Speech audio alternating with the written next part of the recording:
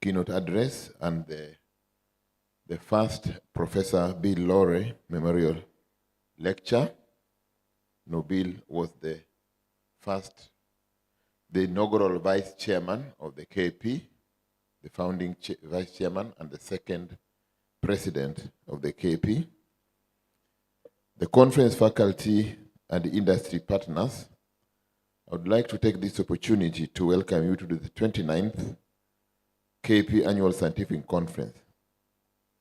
As your scientific conference chairman, it is my absolute privilege to welcome you to what I believe is one of the most pivotal gatherings in our association's history and the most important scientific conference in Kenya, a medical scientific conference in Kenya. When we chose this year's theme, Cutting Edge Innovations in the Current Artificial Intelligence Era, to equip the next generation of physicians, we knew we were not just discussing a trend, we were addressing a revolution.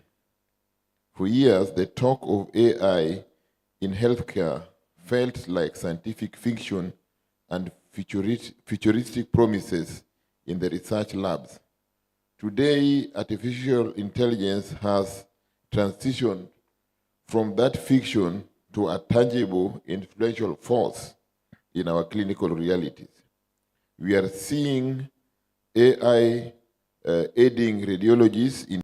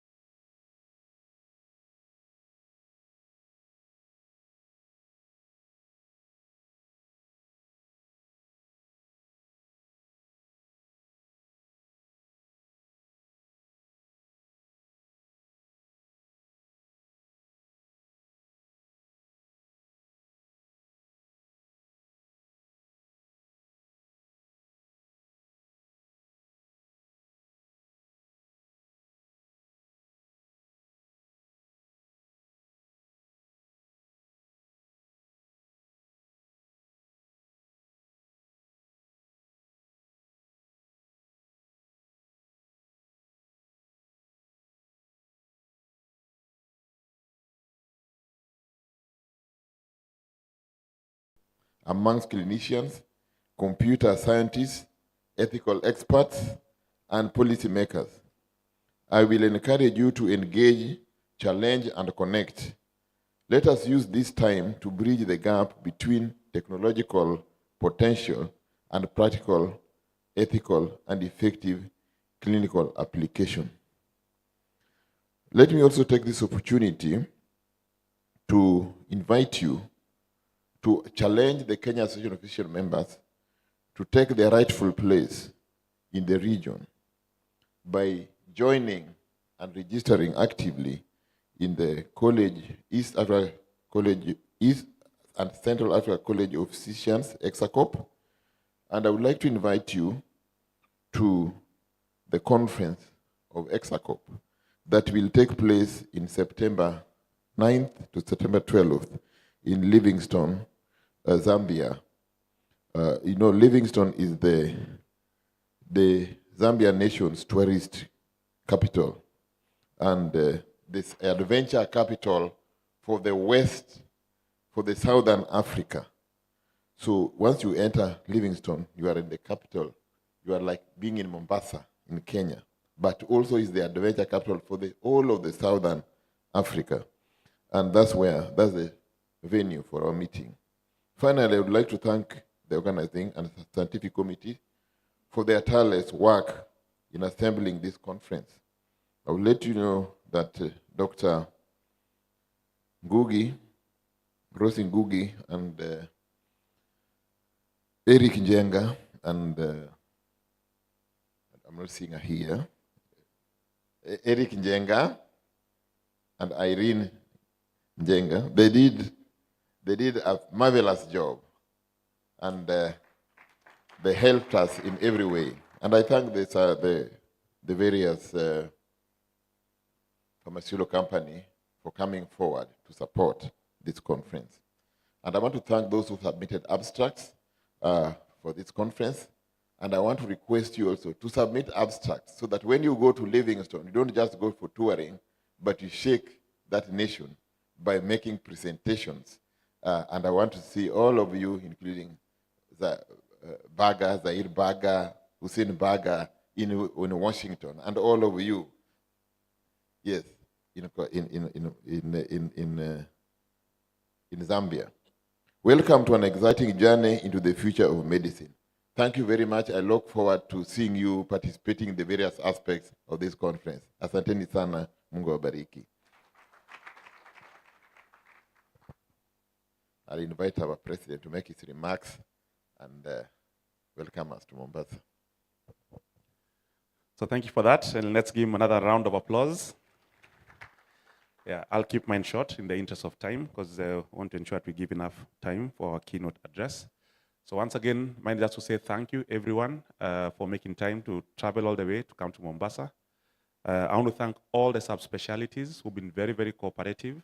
When we were starting out this journey on making the program, all the heads, Kenya Cardiac, Kenya Diabetes Study Group, RESOC, KRA, they have all been Kesho. They were all very, very influential in actually just providing us with the topics, making our work much easier, and also nominating the speakers. And they've also given us excellent talk in line with our theme for today. So I think even it's good to see a lot of young physicians in the room. So mine also is to urge the younger physicians play an active role in the society, and would like to see more of you also, coming up to say, I want to take part in leadership. I want to vie for this particular post. I want to be a treasurer, assistant treasurer in the future, because we need to build the society. We are a very good, large cohort of younger clinicians now, and would like to see them actively participate in society matters, whether at branch level or at national level. We're also happy to see them taking part in the program, and I'm also happy to see several abstracts here by our residents and also our clinicians. And thanks, Dr. Bundi Karao, for also, is going to be leading that particular session. We also want to thank Olive, who has also driven our ExaCorp agenda. As you're aware, we graduated our first cohort in August, and she's done a good job of steering that particular society in terms of helping us with all our accreditations,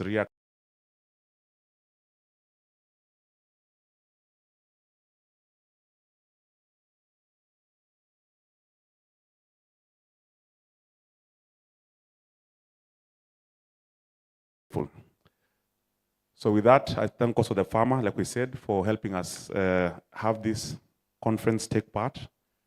Without them, it would not be possible. So I urge you, please visit their booths, sign their books so that they can also see and feel the value of having all these doctors present here today. So with that, now I want us to move to the next part of our opening ceremony.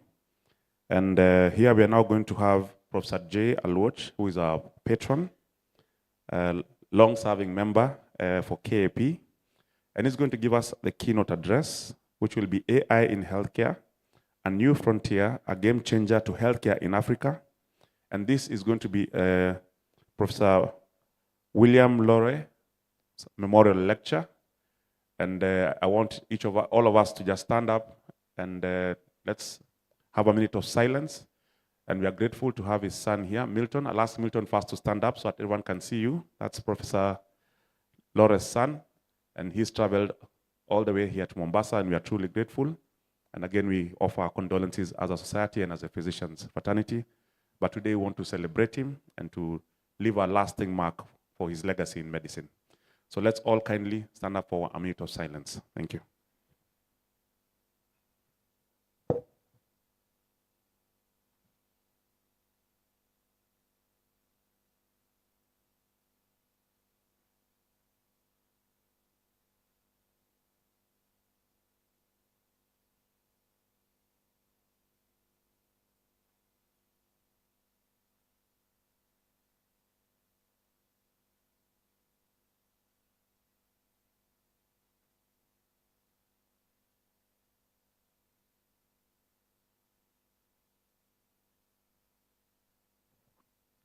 Thank you. So let's all be seated.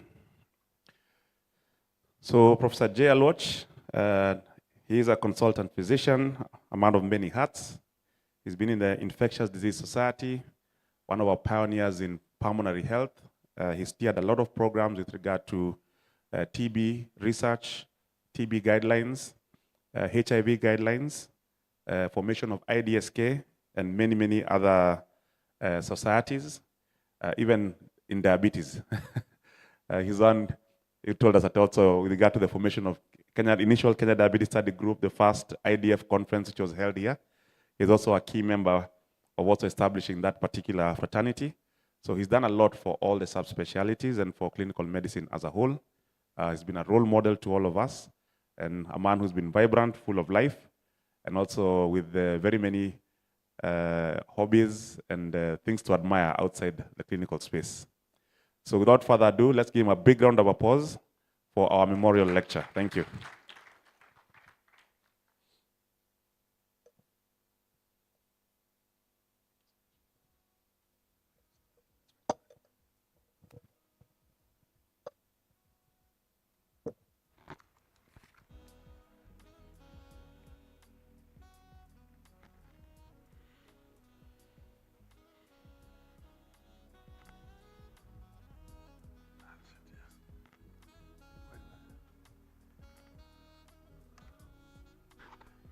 Is it afternoon? Sorry, I have to say it. Good afternoon. It's always good to stand here. This reminds me the first time I gave a talk or a presentation at the Physician Conference was in August 1972. Some of you may not have been born. It was called Association of Physicians of East Africa those days, and you had to be introduced. Just don't walk in and give a paper. You must be introduced as somebody who is worth giving a talk. That's all. But today, as the chairman, president said, we're having a lecture in memorial of Professor William Lauren. The first memorial lecture I gave was in 1997. Professor Hilary Ojiambo, who was also the first Kenya African physician and also the first African editor of East African Medical Journal, who in a way similar to Professor Lauren. The next lecture I gave was a 202 for Professor Tom Ogada. The third one I gave in 27 was Dr. Wilfred Koinange. Then I gave one in Naivasha, that was already Physician Association of Dr. Joseph Okanga from Mombasa. I'm not specialized in giving memorial lectures. I'm not so sure who's going to give mine. But you're not very far away, so you start getting prepared. I've been giving these talks and giving lectures now for over 54 years. That's good enough. It's time. That's why you can now see me sitting down, because I've been standing for too long. Now, I have nothing to declare. Professor William Lauren, a great friend of mine, a great man, born in 1943, of course, naturally became the gem of academia in Kenya, for that matter in Africa. So anybody who is clever must have come from GEM. Yours faithfully comes from there. He graduated in medicine in 1970, and Professor Yo comes from there, by the way. And anybody else who is clever inside here must come from GEM. The rest can come from anywhere. Now, we celebrate the legacy of a remarkable man, a big on hope and healing. He dedication a lot and touched the lives of many. He was friendly to many. We had many occasions together. He was my friend, my village mate, my schoolmate, my college mate, and my brother. He followed me in many ways. He was a few months younger than me at birth. He was behind me in one class behind me in the secondary school. Same in the medical school, and in Edinburgh when he came 1 year after me. He followed me as the chairman of KMA, and also followed me the chairman of Kenya Association of Physicians and I introduced you to Nairobi Club. Many people admire his expertise, and his company is always jolly and always smiling. And he played an important role in the Kenya Medical Association, particularly as the editor of East African Medical Journal. After Professor Hilary Ojiambo, Dr. Martin Odrori, and Professor, what was his name? Martin Odrori, and there's another one I've forgotten them. They're all passed away. He was a giant as a medical editor. He loved teaching and writing and inspired many generations of students. We can only wish him a rest in peace. The Bill Wood game comes from against him. So to honor him, we'll talk about artificial intelligence, a new frontier and a game changer for healthcare in Africa. Just to remind you, a lot of you may not be very familiar with artificial intelligence, as I've gathered from before a lot of my lecture. AI is basically a computer science and artificial, machine programming to give you intelligence that mimics that of a human beings or even animals. A lot of animals are intelligent. And there are a few things you need to know. You're all familiar with algorithm as instruction that you give to a computer so that it can execute a lot of things and later on even produce algorithms themselves. Then there's a subset of AI, that is machine learning, which is the machine now capable of improving itself, learning as it analyzes one data or another, it learns better from it. Then comes the deep learning. Deep learning is kind of a mimic of human brain, of the so-called artificial neural networks, which is a computer system vaguely inspired by a human brain, and they transmit information just like human brain, and they're able to, they're called deep because they're in layers, they're deep layers, but they're able to analyze a lot of things, particularly patterns of pictures. That's why they're very good in analyzing radiological images, skin, and even cancer histology diagnosis. So it's deep learning that actually analyzes a lot of things. This was known as data mining, which is basically examining large pre-existing database in order. And then you must also know cloud technology, which refers to a network of remote servers to manage, store, and access process rather than a single personal computer. Now, there's no point talking about artificial intelligence if you don't have this information in your background, in your head. So it's important they know about it. And they are graphically analyze them. Dr. Yu talked about natural language processing. This is very important in artificial intelligence, and it's probably getting more and more important, particularly if you go to the next level of NLP, which is called LM, that is that's natural language mode, which is able to analyze more than 86 languages in the world. And this is used now in some parts of Africa when you introduce chatbots in the villages where a lot of people may not understand English. So they've been trained to analyze more than 20 languages in Africa. I'm not so sure about, at least they know the Luo, which is not like English. So you can, the patient can ask them in their language. And then of course, intelligence does a lot of things. And all this we owe to John McCarthy, who was an American scientist and have been regarded as the father of artificial intelligence.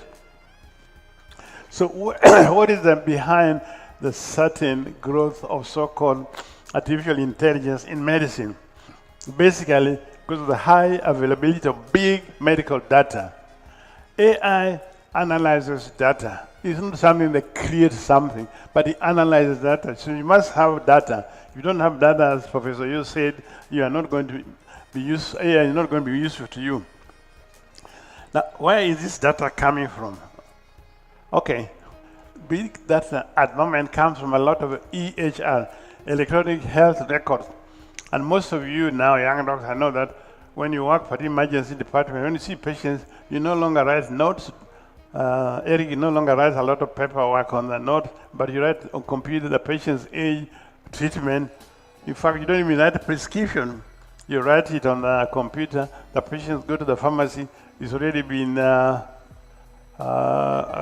forwarded immediately in real time to the pharmacies. How many are familiar with this thing? Hands up. No, you're not serious. I see it even in Mata, in Aga Khan, and in all these guys come from the villages. We're not familiar with this. Now, this is the way. This is the electronic.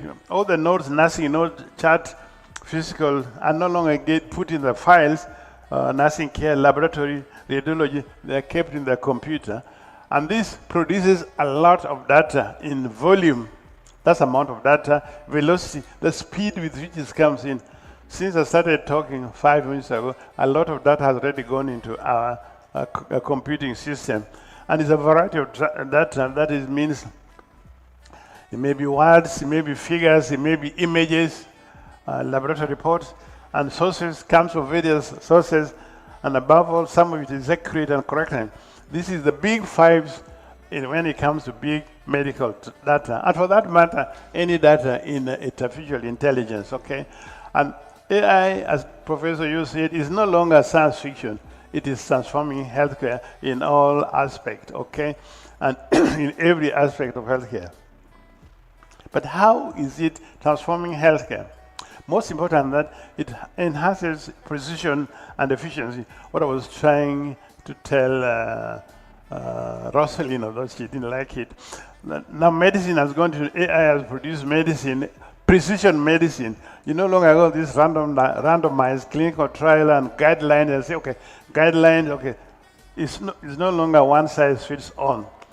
AI can diagnose a lot of diseases and improve patient outcome. And above all, shape how healthcare professionals approach medical challenges.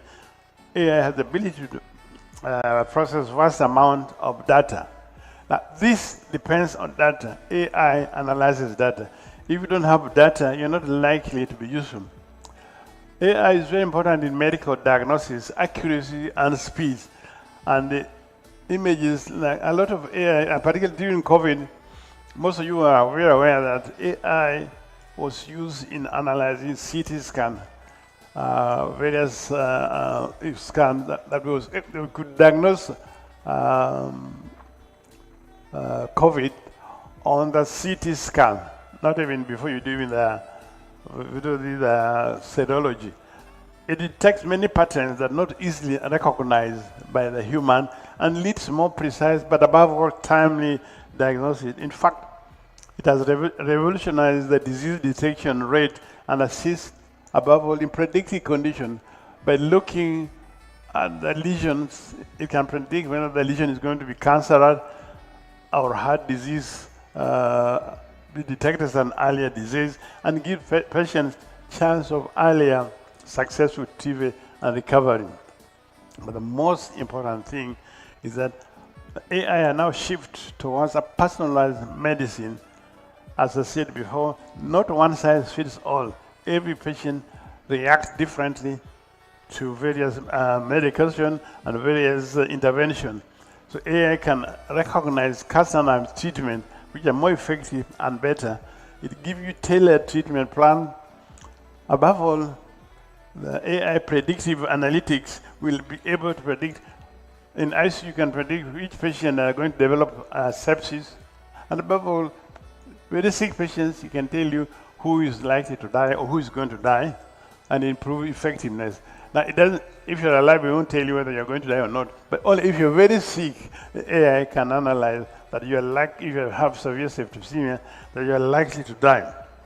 Radiology has always been ahead in AI application, particularly improve high detection, fast analysis, and above all, with minimum errors. Even in several procedures, particularly robotic-assisted AI-enabled procedures, it gives you better accuracy, reduces invasiveness, and above all, better recovery time and fewer complications, and more precise. Even in surgery, a lot of things you do, a lot of procedures you do now, AI will do. Whatever you can do, AI will do better. But AI is not replacing human beings. It's making you, helping you to make a decision faster, but above all, more accurately with less errors. In the research, development of new insulin and the rest, AI is revolutionizing the process of new treatment and significantly accelerates innovative therapy by advanced algorithms and larger data sets, and they identify potential treatment guidelines more efficiently than traditional methods are so-called randomized clinical trials or meta-analysis. It reduces time and cost associated with developing new therapies. What is even more important, particularly in intensive care unit, in intensive care unit, it's incredible the number of issues, parameters that you are monitoring in a patient at a given time, whether it's BP, blood sugar, respiration, how the ventilator is functioning. AI will be able to tell you if you have the system catered for this AI. To be able, you don't need nurses or Dr. Nyenga still analyzing every patient every minute. It can able to tell you this patient now needs extubation or this patient now needs intubation. You have a center monitor, but you must have your equipment properly put so that you can improve the detection and do better support. And above all, you can use some of these wearable devices for remote monitoring. Even in administration of health, AI can help you similar administration. It automates a lot of tasks, improve efficiency, reduce stealing a lot by most Kenyans, and optimize workflow. And we know very well that a lot of these things take the nurses, time of the nurses and doctors doing this. If you do less of this, then you have more time to have personal attention to the patient. Some people have been arguing the AI may remove that personal attention. On the contrary, it gives you more time to attend to personal attention to the patient rather than checking the figures and checking various aspects. Even telemedicine, which you are all familiar with, when it is AI-enabled, it can be very useful in remote monitoring of patients, particularly patients in remote area, and this is coming useful in Africa. So what is healthcare in Africa, or rather the lack of it? We have a problem in Africa, high morbidity, poverty, several social determinants that giving problem in Africa. I don't need to tell you, you know all of them. The first hospital in Africa was built in 1913 in equatorial West Africa by Albert Switzer. How many of you have heard of this famous hospital? Okay. Then the largest hospital in Africa is in which country? The largest hospital is Chris Hani Bagwadi Hospital, which was built in 1942 in Soweto. It has 3,000, now it's got nearly 4,000 beds. That time it had it's got 4,000 beds and more than 8,000 members of staff. It occupies 70 hectares of land. It's huge. How many of you have seen it? 2 of you. 3. Okay. Don't worry. One day when you grow up, you'll be able to see. Go see. Now, there are several challenges in healthcare. All of us are familiar with this. Urbanization, lack, immigration of doctors, poor facilities, infrastructure, financial deficiency. I don't need to overland it. And these are even made worse by poor access to healthcare, overcrowding, poor sanitation, so-called social determinant, and frequent pandemics. So these factors are going to be revolutionized by healthcare in Africa through AI technology. As Dr. Yo said, it's not when we have it, but how fast. We already have it. And how many of you know any AI projects going on in Kenya, in your district? It's incredible. There's a lot of them going on, as I tell you. Okay. But the challenge is establishing a lot of this AI Africa, apart from the poor records, because most of you don't even know EHR, high cost of basic infrastructure, lack of internet facilities, and lack of government strategies, safety concern, regulatory concern, and lastly, which is mainly for fear of losing jobs. Electronic record is a very important thing, and is the backbone of AI in healthcare.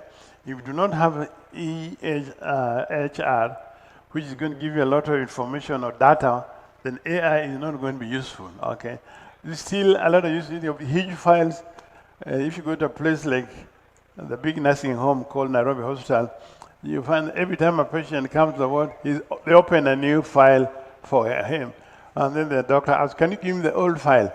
That's really backward in this time and stage. So a patient admitted 10 times, he'll have 10 files. And for you to know what's happening 10 years ago, you have to go through the file. Is that backward in that time and day? All you need to do is go to the patient record. Now the nurses are now ahead in EHR and they are recording. How many of you are familiar with cow in most wards? Like in Nairobi, they have cows. Who knows what cow stands for? Computer on wheels. Have you seen nurses pushing this computer from one patient to another? So they're no longer writing notes on their pieces of paper. They write directly on the computer. They go to a patient, take the BP. Now, if I ask they're no longer temperature charts or BP charts on the patient's bed. I hope you don't have them anywhere in Kenya at the moment. They are all in the computer. If I ask a nurse, what's this patient's BP or temperature, say, let me go and check on the computer. That is the way to go. That's EHR, and that's the way to go. And AI you can able to resource. But then we need a bit of fast healthcare interoperability resources. AI needs big data. It must access large data sets. So you in Aga Khan generating data is not good enough. You must also have access to data in Kenyatta Hospital, data in Mata, data in MP Shah, health data in Moi, to have sufficient diverse data for AI to be useful. So you must have interoperability. Of course, there are challenges. You need information, and this information in AI, as I say, with the natural language processing, you can even have newspapers. Medical information appearing in everyday newspaper or outbreaks can be analyzed by natural language process in whatever language. And that's how we discovered that in COVID, you had a problem with, is it taste or smell? One of those things. That was not discovered by the doctors, it was discovered by AI through natural language process, reading what was happening in him.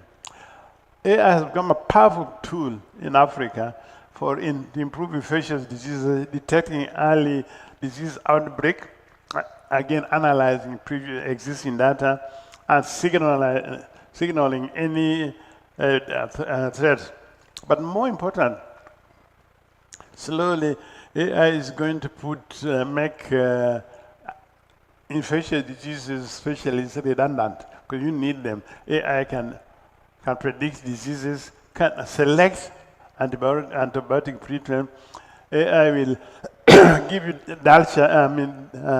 report of sensitivity report of organisms well before the laboratory report is out by predicting. Control measure, it gives you the best antibiotic regime, dosage, duration, and route of administration. So you don't ask, is it worth giving you by IV or IV? But above all, it will tell you that determine whether this guy is going to be resistant to this antibiotic or not. So it's incredible what it can do. And even now, in public health or in community healthcare, AI chatbots. Now, how many of you have got AI chatbot in your phones? Hands up.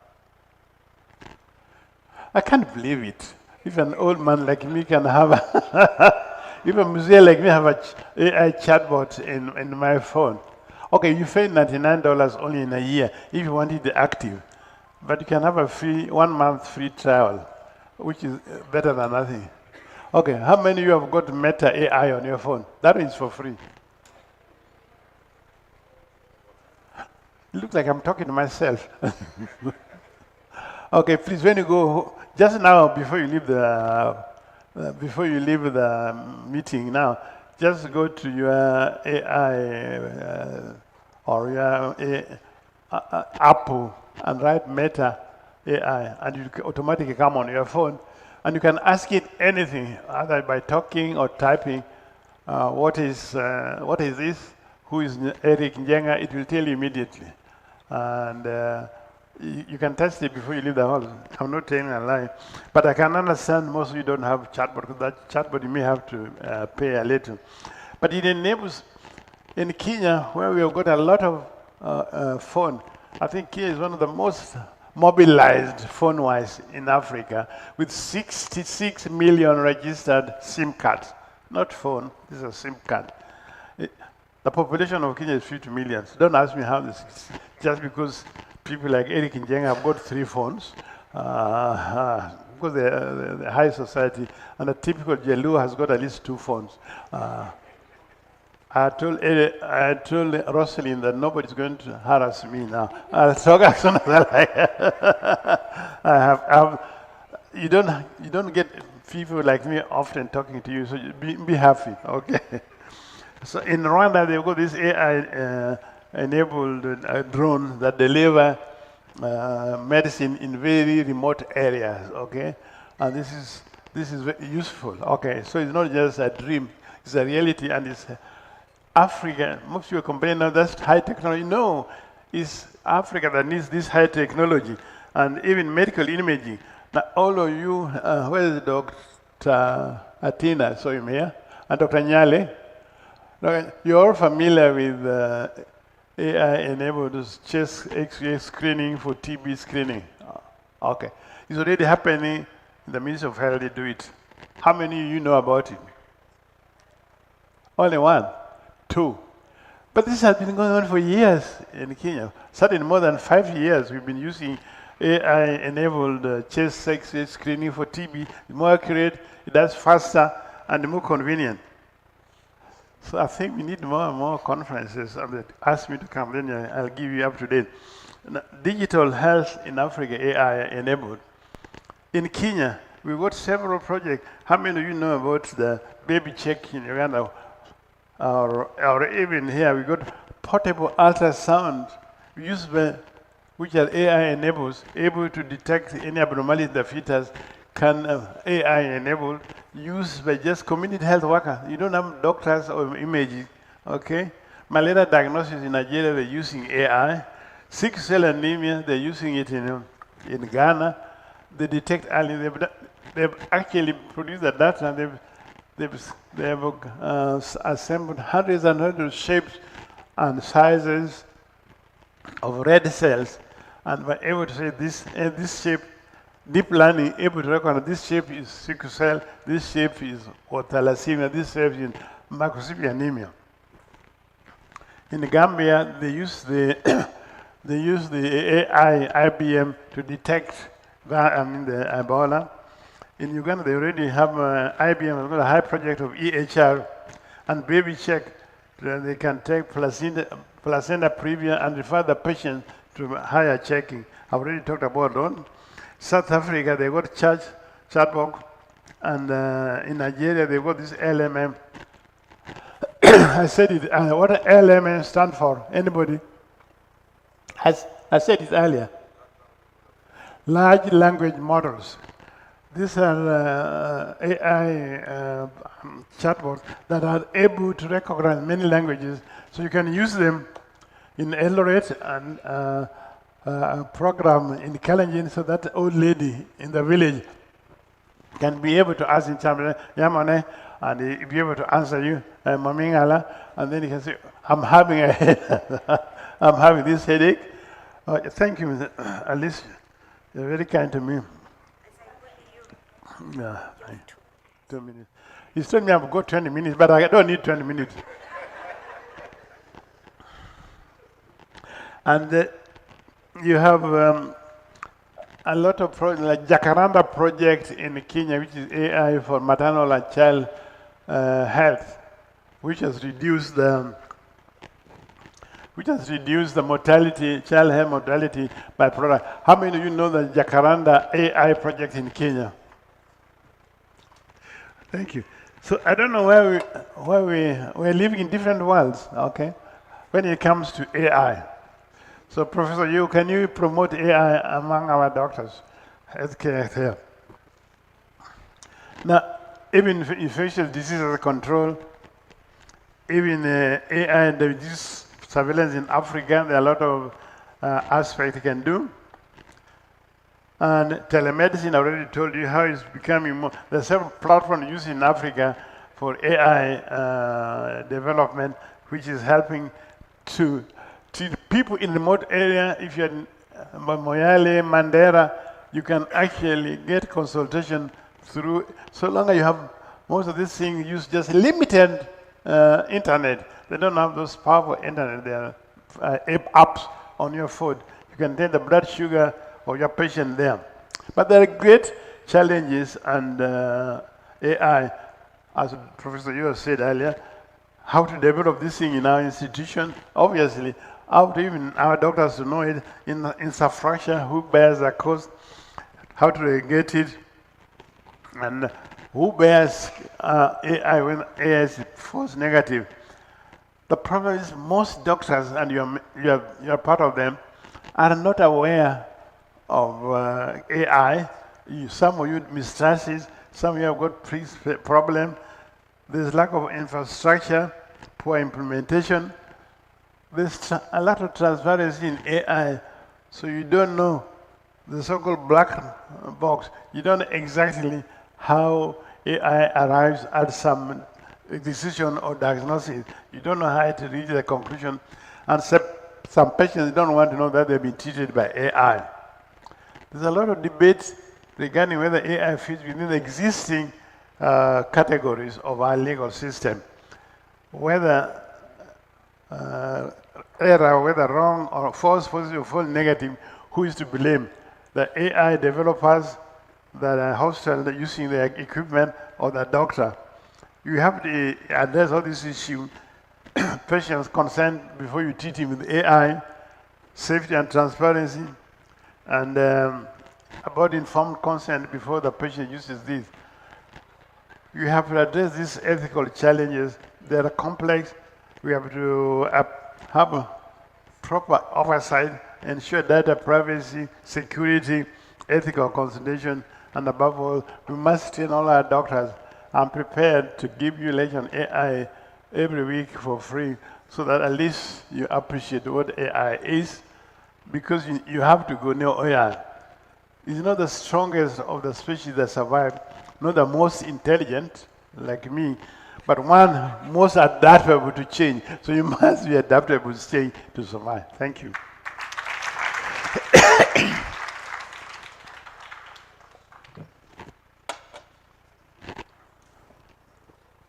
I need to go down. Okay, you feel. Okay. So thank you for that excellent lecture. And once again, let's give him a big round of applause. So we'll ask Milton to come forward. And I'll ask Professor Oyo, Professor Joy, as we hand over the memorial plaque.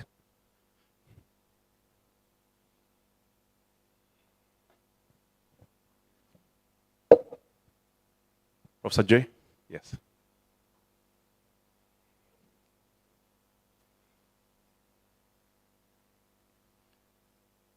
So once again, a big round of applause in honor of Professor William Lore, which will be received by his son, Milton Lore. Thank you. And you can have a photo.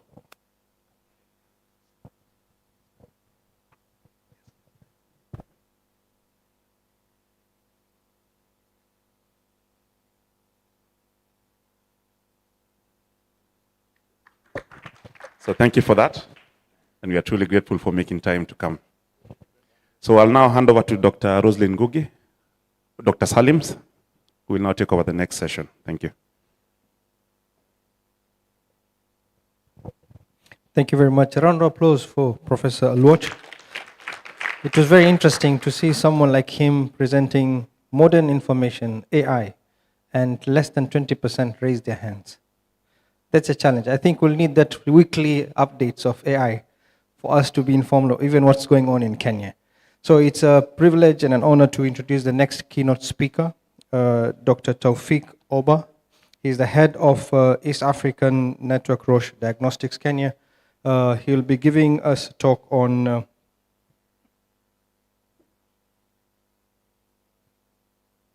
and transforming healthcare. Thank you. Thank you very much. Good afternoon, everyone.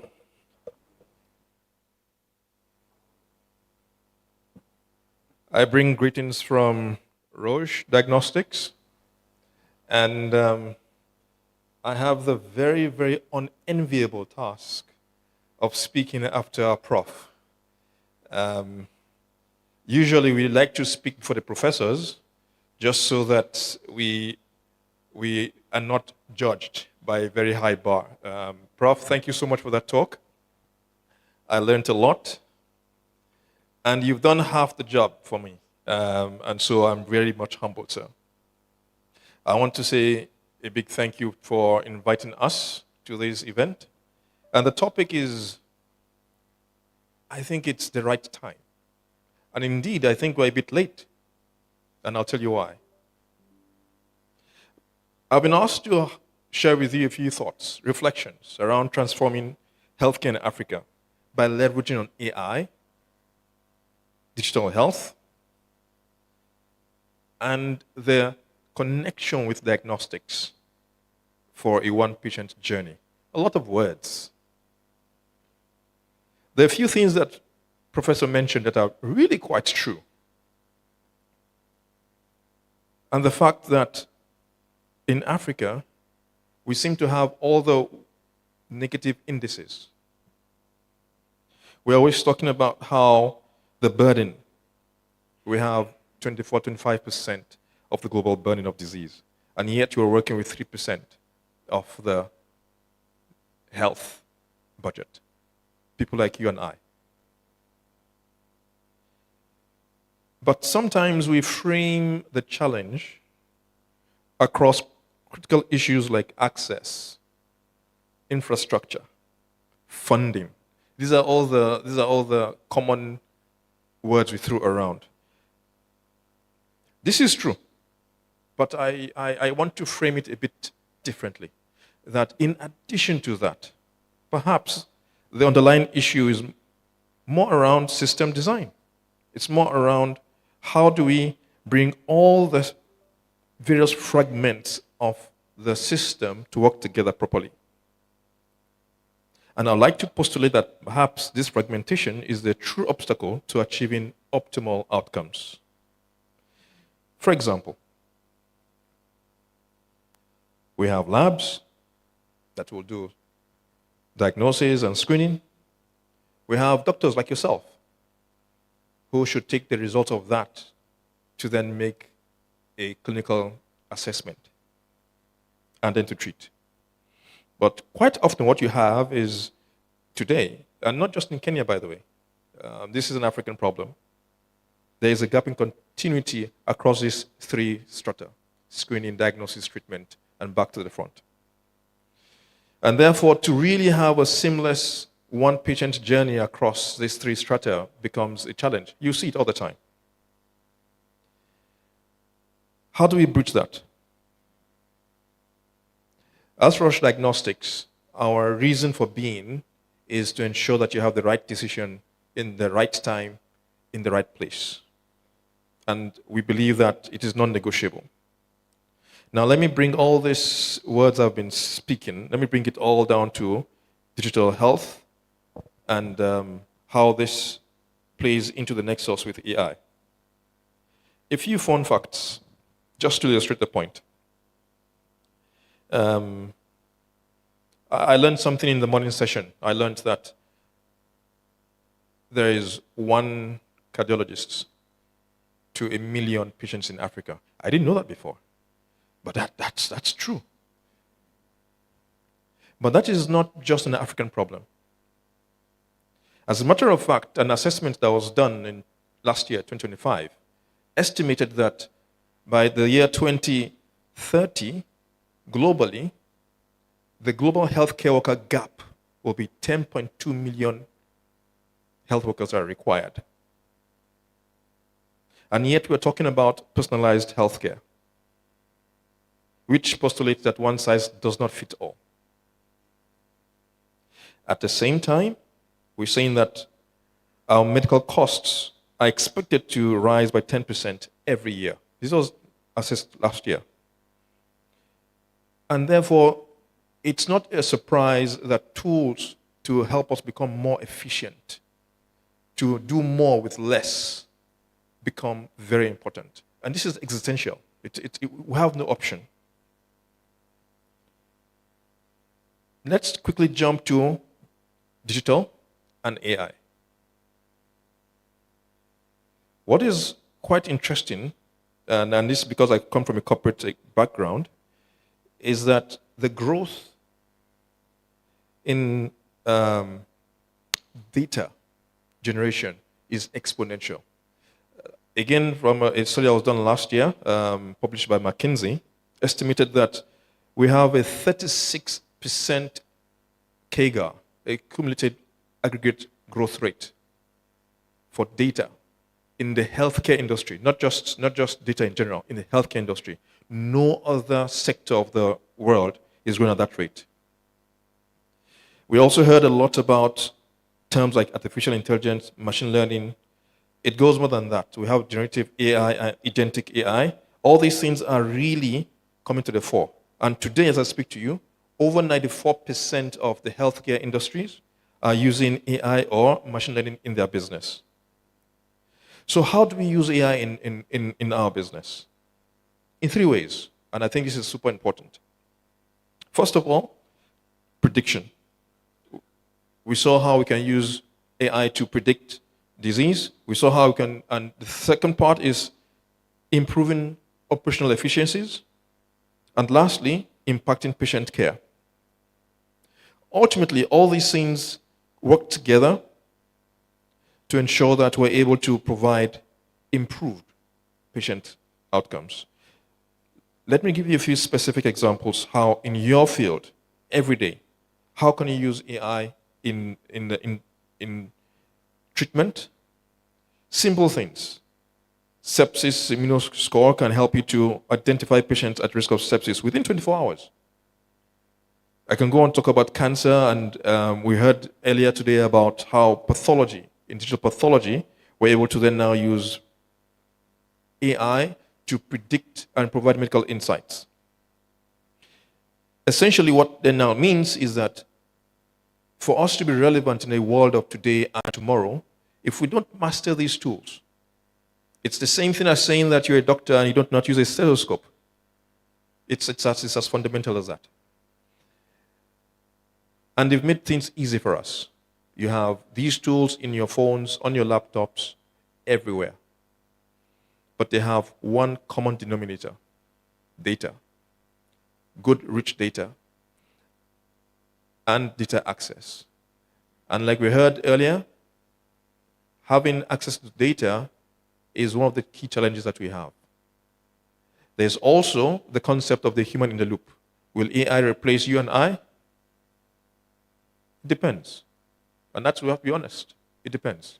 If all you restrict ourselves to is the routine of writing a script, looking at a diagnostic outcome, if that is the sum total of the science and art of medicine, then indeed, yes, our job's at risk, because an AI will do that for you. But let me close by redefining our concept of personalized healthcare. And this is what Prof mentioned earlier. That was the insight I took from his talk. Yes, one definition is that for each patient, you need to understand exactly what's wrong with that patient and tailor make the outcome for that patient, the treatment for that patient. That is the conventional definition. But I learned today that you can actually skew it and think about it in a different way. By using AI and the tools that you have to make your job easier, you can personally intervene and pay attention to that patient. Personalized healthcare using AI as an enabler. So it's not just about being a human in the loop. It's about being a human on the loop. And on that note, I want to close by emphasizing that in Roche, one of our pillars utilizes AI in so many ways. Not just for you in the consulting room, even before that. In the lab, to ensure that the lab is able to predict what they need in terms of stock, but also optimize the functions of the instrument. In digital pathology, like we mentioned, and that's not all. Even your EMR, you waste so much time in entering, records. You make mistakes. It's only human. We want to remove that humanness out of the loop. And finally, in predictive prognosis, these are all the areas that we have a suite of solutions that we believe it's important for us to step up and get in there. And we can't do it if we don't ensure that we have chatbots on our phones, we dive in and immerse ourselves in the new world of today. Thank you very much, and I hope that we all become AI-enabled going forward. Asante sana.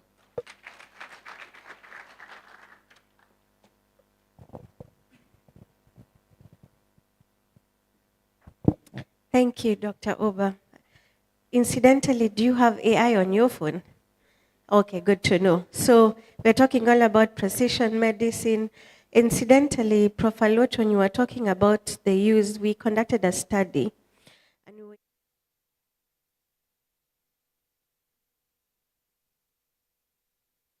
2-year-old diabetic, hypertensive. These are the vital that you input the vitals, the labs that we did, and we actually presented it in the last ExaCop conference. And it gives the clinician ideas of how to initiate, how to up-titrate. So we're using quite a bit of AI even in the counties, just so you know. We'll just keep publishing them in the JOCAP.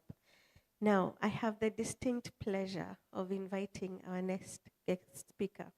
We've worked quite closely with her, Dr. Gladwell Gadesha, where I am loud and all over the place. She's quiet, but she's a force to reckon with.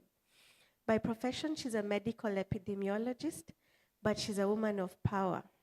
She's the head of division, NCD, at the Ministry of Health. So in line with the theme of AI, it's good that you've actually taken your time. We really want to thank you to come to Mombasa and tell us about the work going on at the Ministry of Health with regards to NCDs. Karibu, Daktari.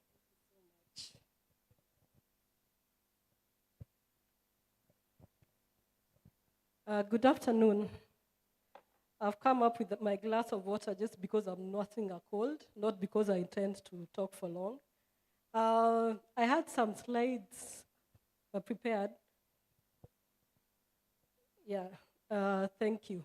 So I'm going to do it a bit differently. I won't give the long speeches done by us people. And I'm doing this because I know we've not interacted much, and I'm not going to talk about the whole range of NCDs, but I've seen the organizers of the conference, and thank you, by the way, for including Ministry of Health to be part of these conversations. You've done a good job at trying to ensure that most of the diseases are represented, but for my presentation today, I'll highlight on cardiometabolic diseases, but it just gives you a thought on our policy thought process. So a bit of statistics. Currently, all the deaths in Kenya, 43% of them are due to non-communicable diseases. And then it so follows that 62% of all the deaths in the hospitals are due to non-communicable diseases. The pie chart on your left is just showing the composition of those NCDs. The leading one being cancers, followed by cardiovascular diseases. Then we have diabetes, and then chronic respiratory diseases. Then other NCDs like the hematological diseases and musculoskeletal, consisting of the rest. So this pattern has changed. Previously, we had cardiovascular diseases leading, followed by cancers, but now cancers are on the top. On the policy environment, the main blueprint for the ministry is the larger book I've highlighted, which is the Kenya Health Policy that is running between 2014 and 2030. It recognizes the importance of NCDs because there is an objective specifically addressing NCDs. That's to halt and reverse the burden of NCDs. Then the other document, there is our NCD strategic plan. I'll be highlighting about it more. Then there is also other ministerial documents that are not NCD specific, but also help assist the NCD agenda. That's the Universal Health Coverage Policy, and then the Kenya Essential Medicines List.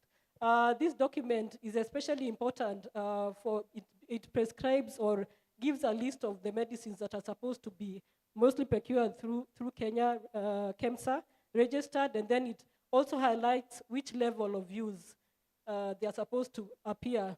And it's important because for NCDs, we are saying that we want to get care closer to the people, meaning that we should be offering some form of care for NCDs at dispensary and health center level. So that document is a guiding principle. And then the ones on the lower bottom, and one thing I've observed today is that there is a lot of reference to international guidelines, but there is no reference to our national guidelines where they exist. The funny thing is that most of the authors of those documents are actually in this room. So I'm not quite sure why there's no uptake of our own national documents. So the one in red is the cardiovascular diseases. The one in red, the blue, next one is diabetes guidelines, developed with the Kenya Diabetes Study Group. And then the last one is, we've highlighted in simplified algorithms for the healthcare worker at the health center level, how to manage common NCDs, being diabetes, screening for cancer, sickle cell, mental health, and epilepsy. So now to narrow down to our strategic plan, and this is necessary because this is where we draw our priorities from. We have 5 pillars. The first on coordination on governance, the next one on risk factor reduction, then there is health systems response, advocacy, communication, and social mobilization, and then M&D and research. I'll just highlight each of them very briefly. And this is also important to us because this is the confluence of where we start working together, the associations and the Ministry of Health. So overall, there is a coordination body called the NCD Interagency Coordinating Committee, or ICC. There are 7 disease-specific groups, TWG, like cancer, and then there's the one on cardiometabolic and renal diseases. Then to further actualize, and where we have the NCC, ICC, is to avoid duplication, just to ensure there is synergy, and it's also the main decision maker body for example, for this case, NCDs. Whatever gets highlighted by this group is what is passed on as policy. Like for now, the cardiometabolic and renal group, to ensure efficiency and more working, they further disaggregated into the screening and prevention, care and treatment, supply chain, research and M&D, and obesity. So my call is also today that each of you has a specialization. Either you can come through KAP, or as an individual, you help us feel and do our duties in line with some of these subcommittees. And then there is the risk factor reduction, which mainly deals with prevention. So the first one is the strengthening of policy and legislation. Now, our main work here is concentrating on the food environment policies, because we know that among the modifiable risk factors, diet plays the biggest role. Yes, we've not done much about it. So currently, we are working with the nutrition department, and what we are doing is 4 things. We are trying to address and come up with regulations for unhealthy marketing of unhealthy foods to children. So the issues of the KFCs hopefully will soon reduce. We're also looking at public procurement policies, trying to regulate what food our children are offered in schools. And then we have one on fiscal policies. Other countries like South Africa are taxing sugary sweetened beverages so that they become more expensive and reduce consumption. So that's a direction we also want to take. And then lastly, there's also something on just the tax policy environment also. Then another area is strengthen health promotion and education. Again, looking at all spheres, including workplaces and schools. So we've been working very closely.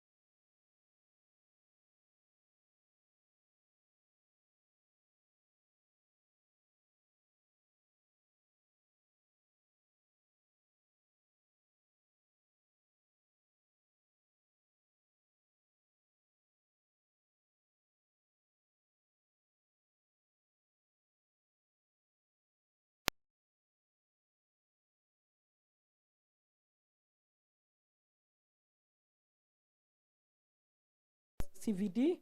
So what are we doing to address that? Together with our partners, we have tailor-made training packages. We are going county by county, making the county health management team the trainers so that they can scale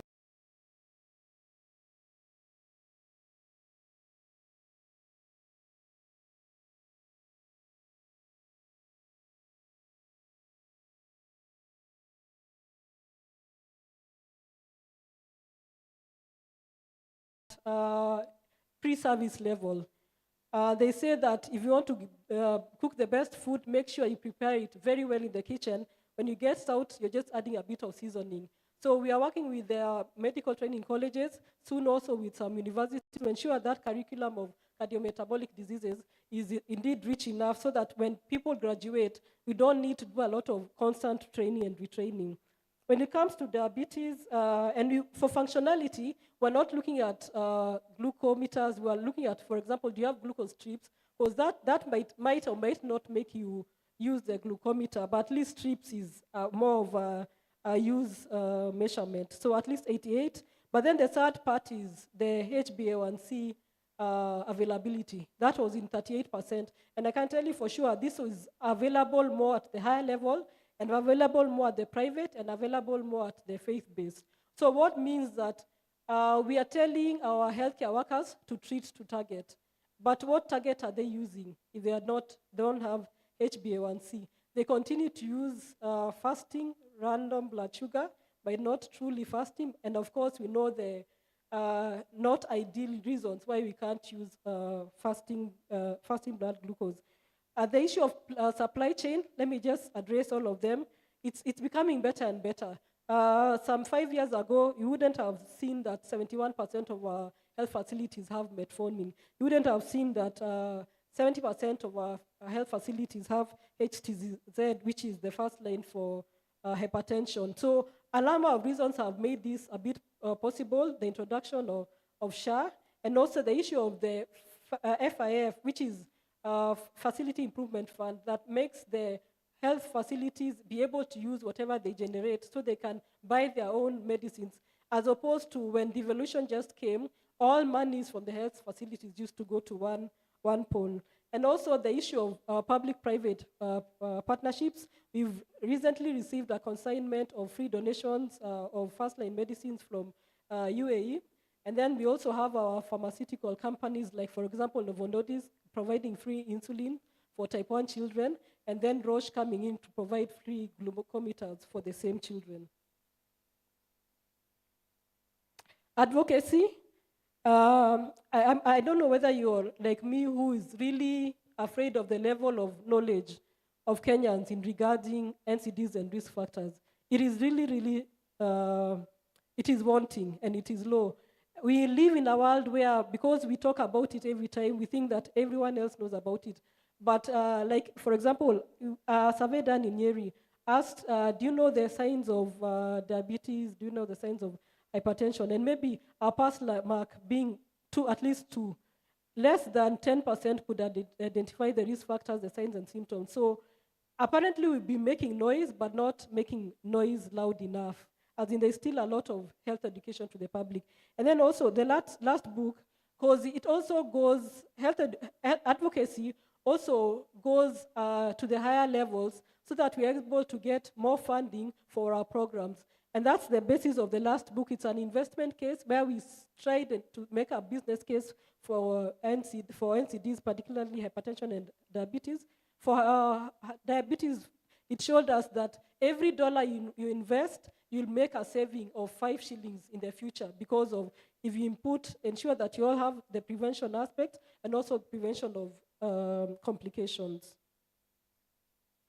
Then the issue of the last pillar is on surveillance, monitoring, and research. We are currently developing a research agenda for NCDs so that at least we put our monies to things that are a priority, things that make sense for us as a country. We also need to know the latest statistics of diabetes in the country, of hypertension. The last survey was done in 2015. So currently we are in the process of doing of planning for another national-wide survey. And this time we'll ensure that we give all the 47 counties their own statistics so that they're able to use data for themselves. And then we're also rolling out digital health systems. Okay, part of the EHR, we also have an EMR, that is the SPICE.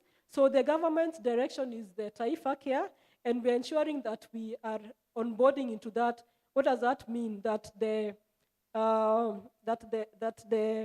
workflows are enough for the patient or for the healthcare workers to be able to manage a patient with diabetes and hypertension. So that is ongoing.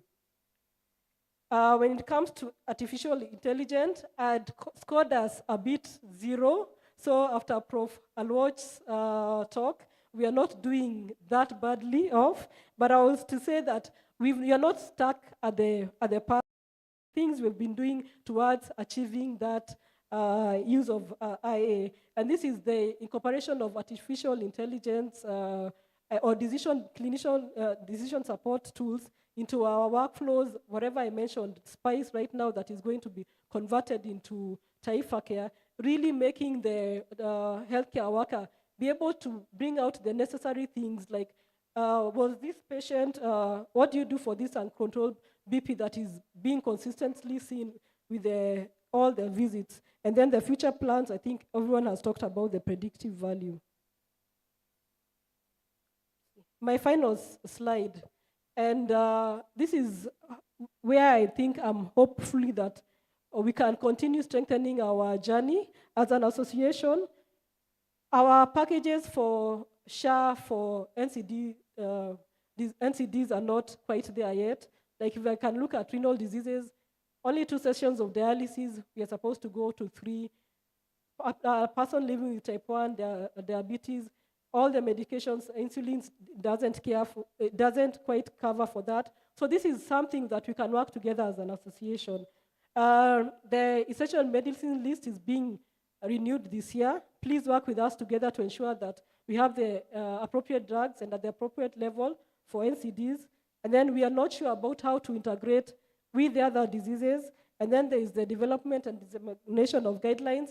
Our next one will be the obesity guidelines. It's a new area and we'll be calling on your help. I know it will be very controversial, but we'll want to work with you. People have talked about development and vetting of innovations, especially AI, and then operation and implementation research that will be fit for our own population. Thank you for listening.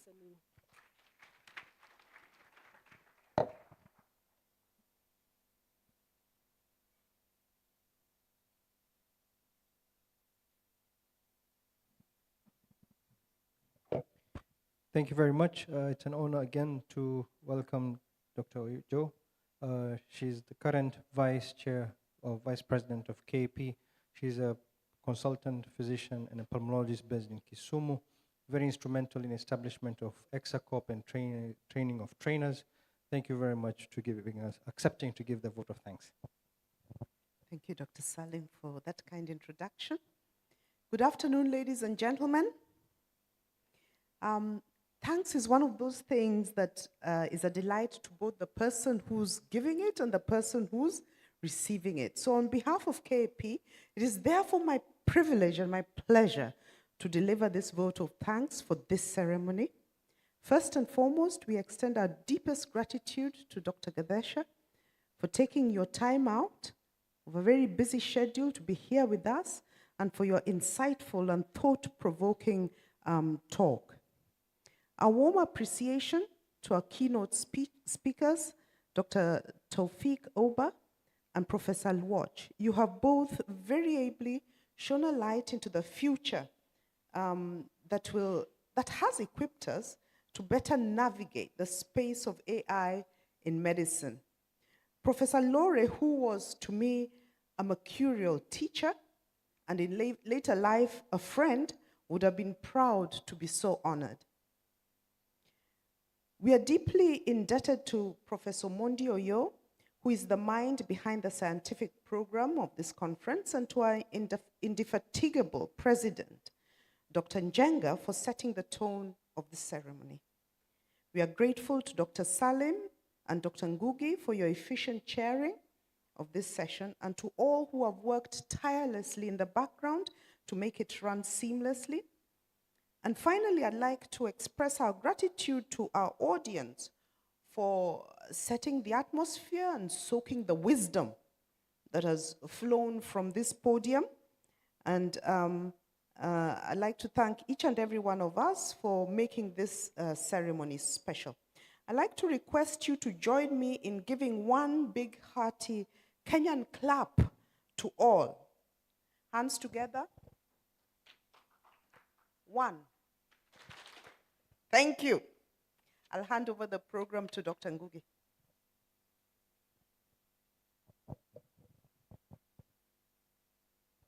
Now you know why we give Dr. Ojo a vote of thanks. She has such a pleasant voice. Don't you think? It's why you need women in medicine. I'm just saying. We rule. Anyway, like we've said, all these meals are sponsored, right? So it seems only fair that if I'm going to feed you, I'm going to ensure that I feed your mind first before I feed your stomach. Now the next speaker, you all know him as a nephrologist extraordinaire. The amount of work that he's doing at MPSHA is unparalleled. He's an excellent speaker, a teacher. At every chance, he takes the time to explain so well that you want to keep on listening. That being said, as much as we love your voice, Dr. Hussein Baga, he wears another hat. He's head of Department of Medicine at MPSHA Hospital, and he's been quite instrumental in the antimicrobial studies program. So we felt it quite fit to actually listen to him this afternoon, but we are hungry. So we will listen with our minds and then tell our stomachs to drink a little bit of water as we listen to your talk. Welcome, Dr. Ari. Thank you, Rosie. And as Rosie puts it, I hope all of you have taken degludec and not glargine so that there are no spikes in hypoglycemia. Yes.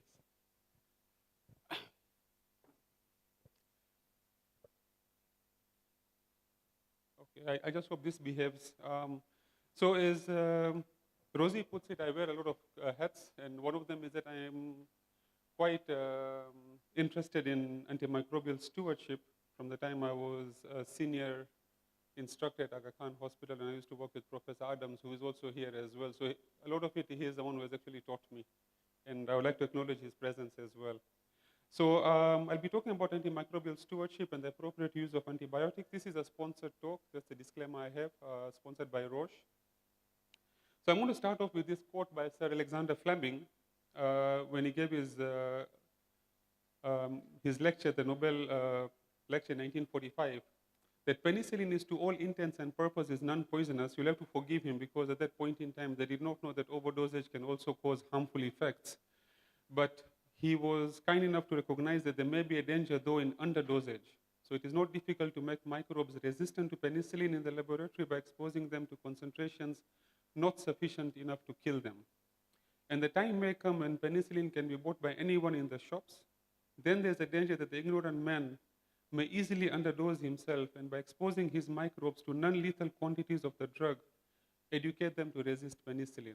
And this has become true now.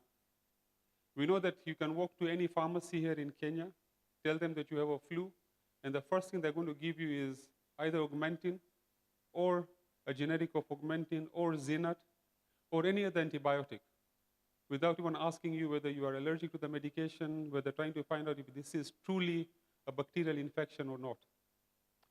And unfortunately, if you don't put a stop to this, we are going to be in serious problems, and these problems may actually lead to mortality as well.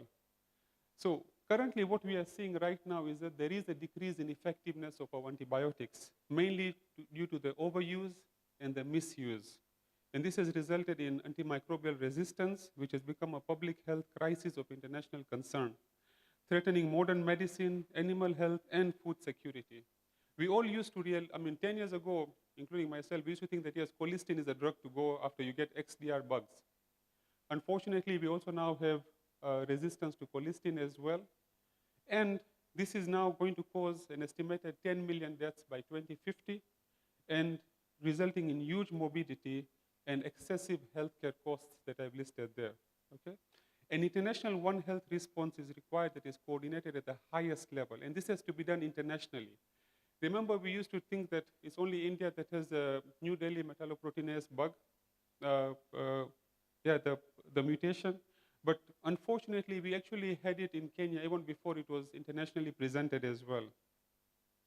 So at an institutional level, antimicrobial stewardship is a fiduciary responsibility for all healthcare institutions, and mandatory implementation is recommended. And I'm happy to announce that the Ministry of Health has actually started this antimicrobial stewardship program, where they're now looking at all the hospitals, and it is very important that all the institutions actually participate in this. Now, what we are seeing is that apart only from the gram-negative pathogens that pose a very big threat, we're also seeing more and more of the gram-positives as well. Previously, we used to have an MRSA prevalence of less than 5%. Currently, in our institution, we are seeing a prevalence of between 5 and 10%. So we're also seeing a lot of gram-positive microorganisms, which are also leading to a lot of morbidity and mortality and increasing the length of stay for our patients as well. So antimicrobial resistance is a defining public health challenge. 1.27 million deaths were directly attributable in 2019 to antimicrobial resistance, and nearly 5 million deaths were associated with antimicrobial resistance worldwide.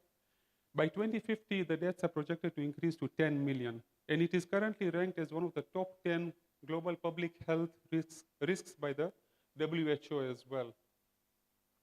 So if you look at the escalating cost of resistance, and this is basically data from the US, 2.8 million resistant infections are recorded annually. And when you include Clostridium difficile, it actually exceeds 3 million. And this attributes to 35,000 plus deaths annually as well. And if you look at the treatment cost of treating the antimicrobial resistance is $4.6 billion US, and this is only for the 6 common resistant organisms. 1 in 6 bacterial infections that are resistant to all known antibiotics. So you can imagine, if you're getting admitted to a facility, unfortunately, you may get infected by a bacteria or a bug that may be resistant to all the antibiotics.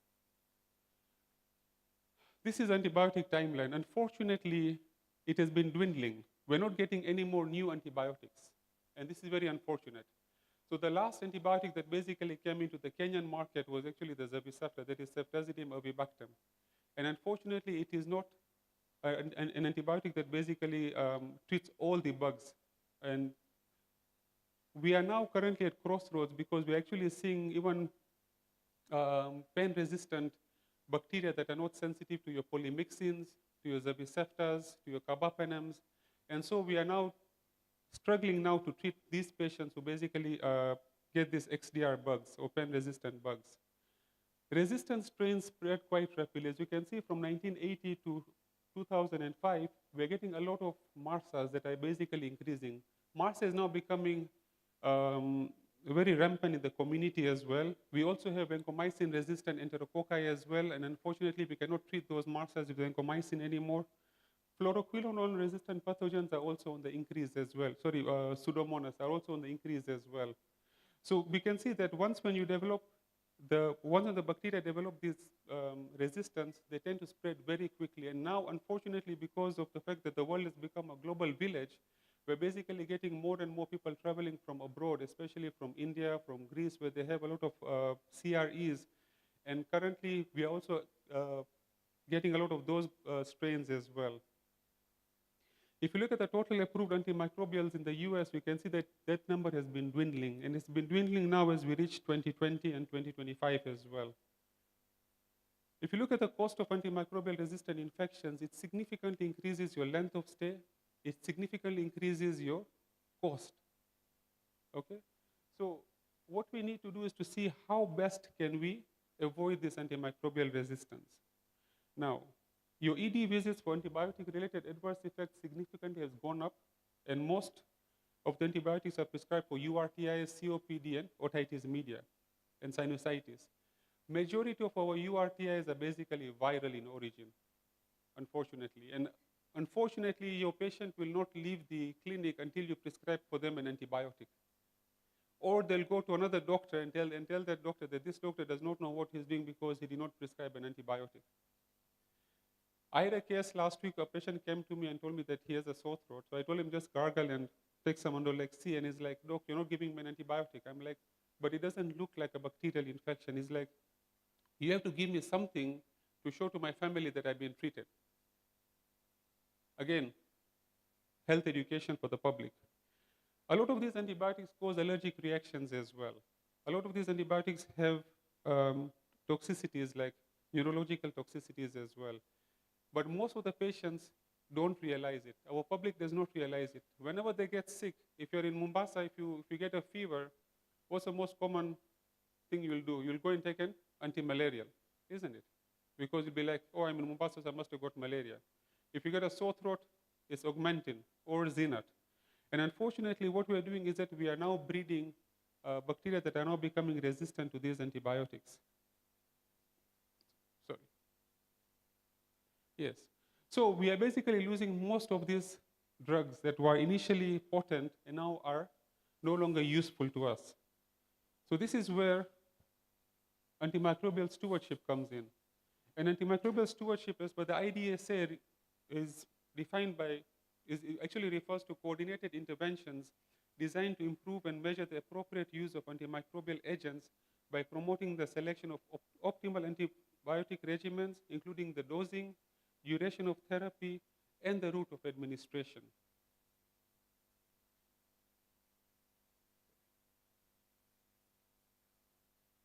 So it is basically a coherent set of actions set to promote the responsible use of antimicrobials so that you can get the best clinical outcome, the minimum side effects, and minimum impact on resistance.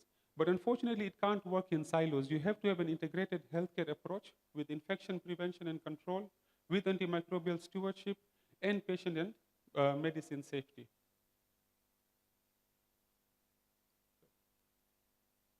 So its major objectives are to achieve best clinical outcomes, minimize toxicity and other adverse events, reduce excessive costs attributable to suboptimal antimicrobial use, and more importantly, limit the emergence of resistance by limiting the selective pressure on bacterial populations.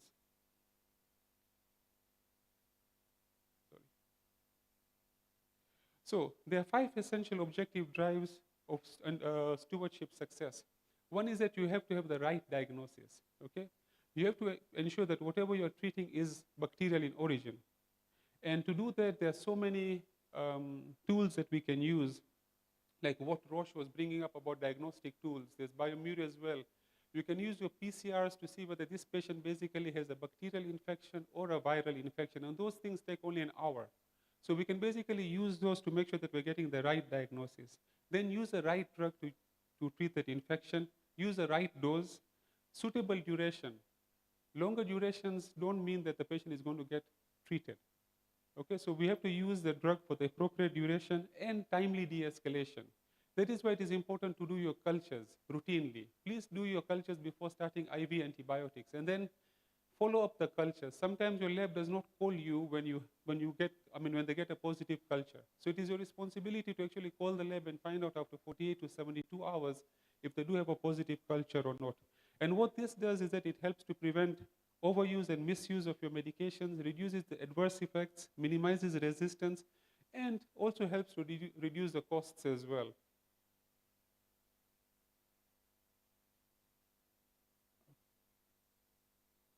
So there are 7 interdependent components that ensure that there's a success for your antimicrobial stewardship.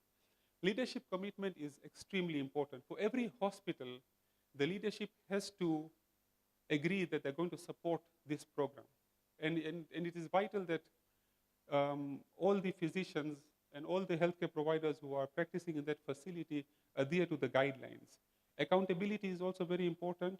Drug expertise, you have to appoint somebody who is an expert either in infectious disease or has is a qualified pharmacist who's going to lead that program. And then you need to have action. You need to implement interventions to improve antibiotic prescribing, okay? Auditing is extremely important, and this is through tracking, reporting, and finally, education, education, education. You have to hold multiple CMEs to educate the healthcare providers. You have to hold multiple CMEs to educate your nurses as well. Nurses are key when it comes to antimicrobial stewardship implementation, as I'm going to show you.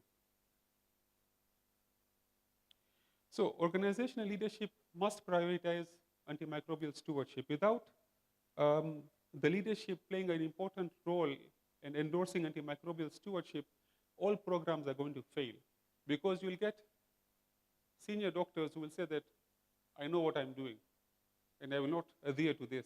Because imagine somebody like me telling Prof. Oluoch or Prof. Joey, please don't write this antibiotic, or Prof. Oyo. I mean, it becomes quite a challenge, isn't it? So, of course, and that is why you need to have experts in the field, more experienced doctors in the field who will be able to now talk to the senior colleagues. But your leadership also plays a significant part as well in all of this. Without visible, sustained leadership support, stewardship initiatives will struggle to achieve meaningful impacts. So, again, at the helm of the antimicrobial stewardship committees, you need to have a physician leader and a pharmacist leader as well. They both need to work together. And thankfully, at the MP Shah Hospital, we have clinical pharmacists who are also part of the antimicrobial stewardship, and they work very closely with the physicians as well. And it's very important because it is a pharmacist who goes through all the treatment charts before dispensing the medications.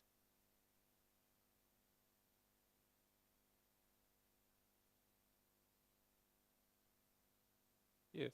So pharmacist-driven interventions significantly reduce inappropriate antibiotic use while maintaining or improving clinical outcomes, because they're the ones who are experts in the dosing. They're the ones who are the experts in trying to see whether there are any drug-to-drug interactions.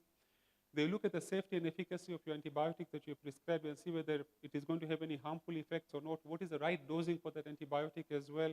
When to stop the antibiotic as well. And they actually are important in giving real-time feedback to all the prescribers. So the pharmacist becomes the single most important person in your antimicrobial stewardship committee. And we need to have evidence-based interventions. You need to have treatment guidelines that are facility-specific. And to do that, you need to have audits done. You need to have epidemiological data that you're collecting, like a 3-year retrospective data to see what are the most common bugs that you're growing, and from what areas are you growing them. Is it from the blood? Is it from the urine? Is it from pus swabs? And what is the sensitivity of the bugs that you are culturing in your laboratories? Structural policies are very important, and documentation, so that when now you're doing a prospective audit, you actually know what is being done and whether people are adhering to the policies or not. So the goal is to create a structural environment where appropriate prescribing becomes a norm.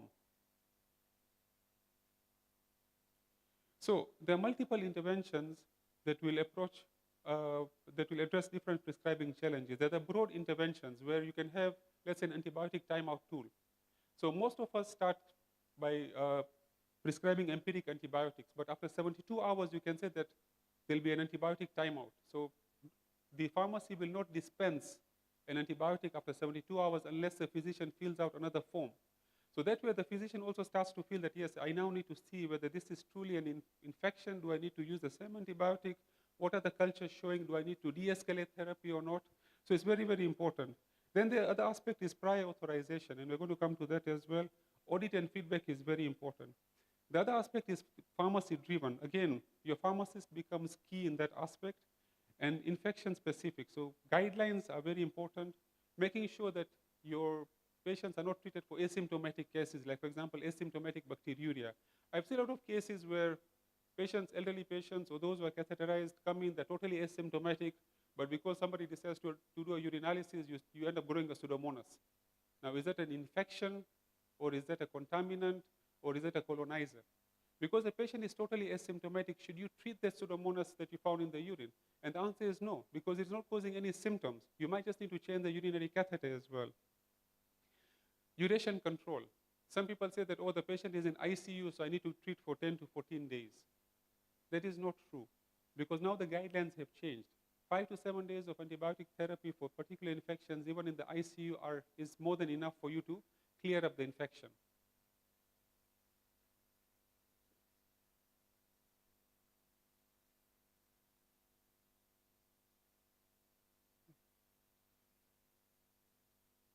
De-escalation is extremely important. So when you start getting your cultures that are positive, please de-escalate the antibiotic and tailor it to that particular culture positive, okay? So your empiric therapy is very important, but again, you have to realize that the antibiotic that you are choosing, is it for a community-acquired infection? Is it a healthcare-associated infection or not? Are you most likely dealing with an ESBL? Are you dealing with Pseudomonas, or are you dealing with an E. coli that is not ESBL, okay? Make sure you take your cultures, especially for your inpatients. And after you get your cultures back, de-escalate. Narrow spectrum to specific pathogens. Stop the unnecessary agents as well, okay? If you find that this patient has got an E. coli that is not ESBL, and you initially started on Tazobactam piperacillin, you can actually step down and go back to your ceftriaxone.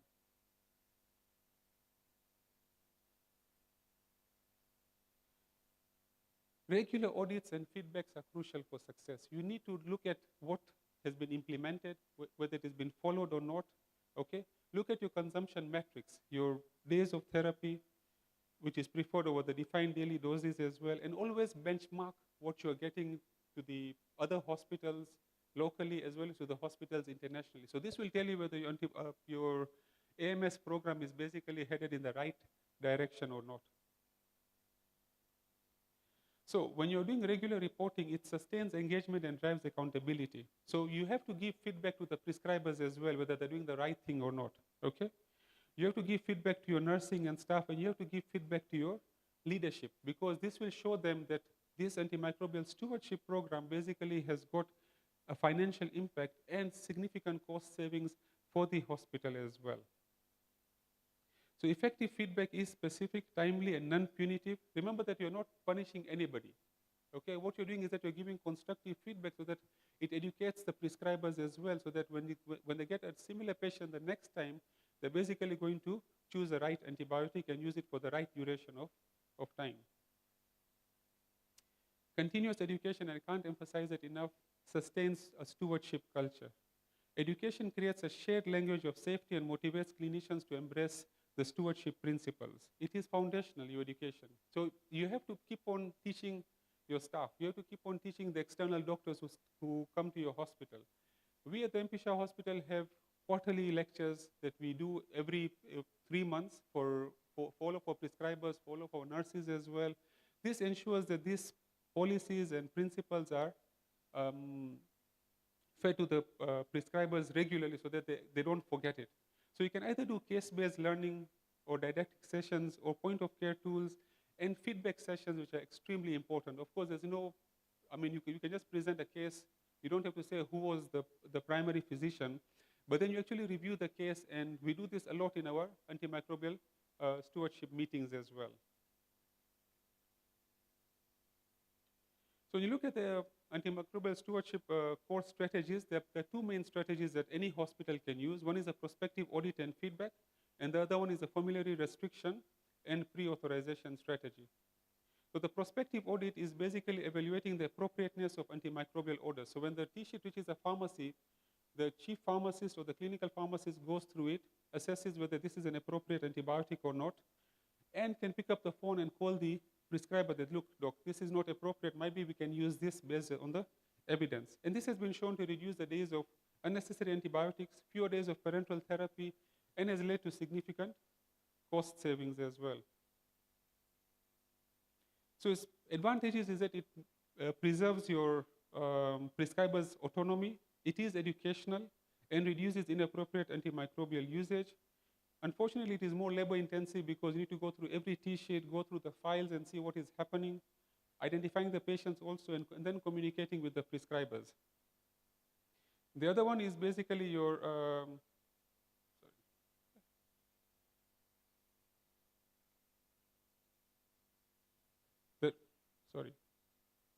the restriction policy.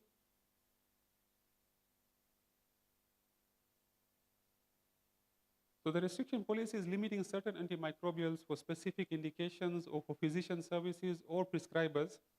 And what you can do is that you can do formulary restrictions. So for example, you can remove the carbapenems, especially for the non-ID specialists, or you can do criteria-based restriction or pre-authorization-based restriction. And this has been shown to have significant cost savings as well. It is effective at controlling antimicrobial usage. Unfortunately, it leads to loss of the prescriber autonomy. So the doctor will say that I want meropenem, but I'm not allowed to use meropenem, and my patient is very sick. You require personnel to enforce the restrictions, especially when you're giving pre-authorization. There may be delays in antibiotic administration while the approval is obtained. And you can, when you know from the most recently published surviving sepsis guidelines, that you're supposed to, it is now a high recommendation to give antibiotics within 1 hour of getting the patient and diagnosing sepsis. It may increase the resistance to other antimicrobial agents because of the pressure that you put on because of the formulary restriction as well. Then there's supplemental strategies which I talked about, like education, clinical pathways that are shared to all the prescribers as well, making sure that those patients who are now able to tolerate orally are converted from the parenteral to the oral routes. Antimicrobial cycling as well is very important as well, that you can say that rather than putting only pressure on meropenem, for 3 months you can use meropenem, then after another 3 months you can use imipenem. Combination therapies have also been found to be useful as well. Several studies have been done to show that it is basically cost saving when you implement antimicrobial stewardship with no impact on mortality. Because what everybody was worried about was that if I stop the carbapenem and go to ceftriaxone, and my patient is very sick and in ICU, and although this is a community-acquired infection, my patient will die. But this study actually showed, this was from Switzerland, that when they actually implemented the low-cost multifaceted intervention program, which was comprising of formulary restriction, continued comprehensive education, use of guidelines, and special approval for certain restricted drugs, it actually led to a reduction in your defined daily doses by at least 36%. Intravenous use of the drugs decreased by 46%. The overall expenditure for antibiotic treatment reduced by 53%, and there was no statistically significant difference in mortality before and after the intervention. So this shows you that these antimicrobial stewardship programs actually don't increase mortality, but actually lead to significant cost savings, reduces length of stay as well. I'll have a few slides just on ceftriaxone because I thought it's important to mention it since it's a sponsored talk. Ceftriaxone remains a cornerstone antibiotic despite rising resistance. It is actually the workhorse of inpatient care. It has a broad spectrum utility. Unfortunately, because of its overuse and the fact that it is given once daily, and it is the one that you see everybody being given as an outpatient as well, ceftriaxone 2 grams OD for 3 days. How many of you have seen that it's all over the place, including at MP Shah Hospital, including at Nairobi Hospital? The patients refuse to get admitted, so somebody gives ceftriaxone 2 grams OD for 3 days, not realizing whether the patient is actually going to get the medication, where the patient is going to get the medication, whether it is an appropriate brand of ceftriaxone that is going to be given. And this has led to collateral damage. We are getting more and more cases of ESBL bugs coming in because of that. We're getting more and more cases of C. diff infections as well. So it basically kills your bacteria by disrupting the cell wall synthesis. It can be used, very difficult. Yeah, it can be used in your respiratory tract infections, especially your community-acquired pneumonias, early onset hospital-acquired pneumonias by strep pneumo or Haemophilus influenza. Meningitis, it is a cornerstone, 2 grams twice a day. Genitourinary tracts as well, and other systemic infections, including intra-abdominal infections. I get this asked a lot by my registrars as well as my MOs. Doc, this patient has got a CRP of 400. Yet the patient has come in because of a community-acquired pneumonia. When I tell them to use ceftriaxone, they all want to go to tazobactam piperacillin. Why? And I ask them that question. Or somebody has come in with septic tonsillopharyngitis, the CRP is 400 and the procalcitonin is 40. When I write Zinat there, they're like, Doc, this is not going to work. And I'm like, why? Why do you think it will not work? Because what is the bug you're dealing with? You're dealing with a strep pneumo, isn't it, in the hospital? I mean, the community-acquired pneumonia. So people get worried about the numbers. If your CRP is very high, then your ceftriaxone or your cephalosporins will not work. Only the carbapenems are going to work. And that is not true. Okay? Unfortunately, because of the misuse and the overuse of your cephalosporins, we're tending to get more and more ESBLs, especially from your Escherichia coli, your Kleb pneumonia, and your Proteus mirabilis. And remember that your third-generation cephalosporins are not effective against your ESBLs. So all of the hospitals that have a microbiology lab or department are supposed to now tell us whether the bug that we're growing, is it an ESBL or not?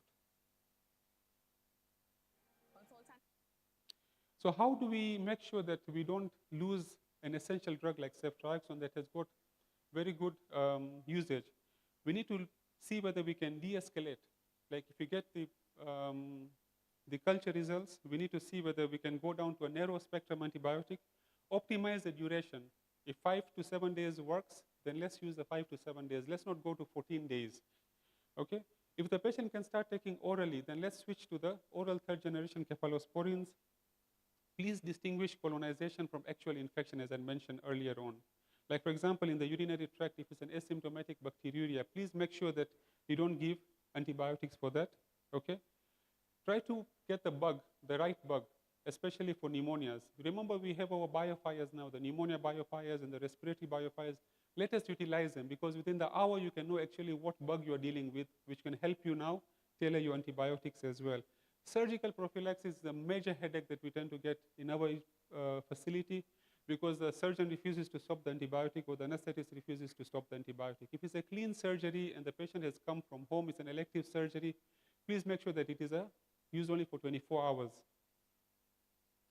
So for the successful implementation requires addressing the barriers. So prescriber autonomy, educate them, talk to them, yes? Have a one-to-one conversation with your colleagues. Resource constraints are the things that we always tend to talk about. Professor Loach has actually talked about IT automation. Use your electronic health records to actually reduce the number of human resources that you're going to use. There's a fear of non-coverage, but we can only overcome that by having data. Data becomes key here. Do your audits, do your retrospective studies, find out what bugs your lab is growing, okay? And find out what the sensitivity patterns are so that you can use that as an antibiogram for your next patient that comes in with a community-acquired pneumonia. Antimicrobial stewardship programs have significant benefits. They've been shown to reduce your total antibiotic usage by 19%, decrease annual antibiotic expenditures by 30%, and reduce your C. diff infections by more than 50% as well. And they do not increase mortality, as what most people think that, oh, if Dr. Baga tells me not to use carbapenems here or Zevicefta here, it is going to cause mortality. It does not cause mortality because as long as you're doing it with evidence-based medicine, with your antibiograms, with the local antibiograms, it actually helps to improve outcomes as well. Use emerging technologies to enhance stewardship, like artificial intelligence, what Professor Loach talked about.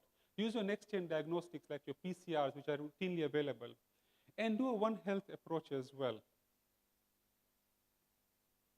This is my last slide.